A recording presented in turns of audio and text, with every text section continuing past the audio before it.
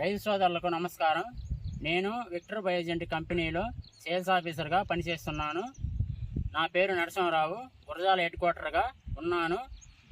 ఈ ప్లాంటెక్ రైడు మనం ఉన్న కృష్ణ గారు కొట్టారు. ఆయన మాటల్లో మనం తెలుసుకుందాం.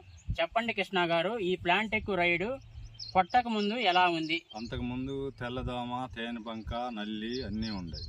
ఎన్ని మందులు కొట్టినా కంట్రోల్ కాలేదు. ఈ ప్లాంటెక్ నరసింహరావు ఈ ప్లాంటెక్ రైడ్ ఇచ్చిండు, కొట్టాము, బాగా మెత్తదనం వచ్చింది, గోడొచ్చింది, బాగుంది. ఈ ప్లాంటెక్ రైడు కొట్టి ఎన్ని రోజులైంది? 5 రోజులైంది. 5 రోజులైంది. ఈ ప్లాంటెక్ రైడు కొట్టిన తర్వాత మీకు ఎలా ఉంది?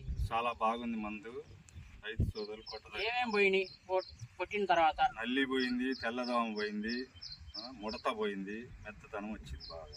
చూడండి, మనకి ప్రతి రైతు వాడుకోవచ్చు.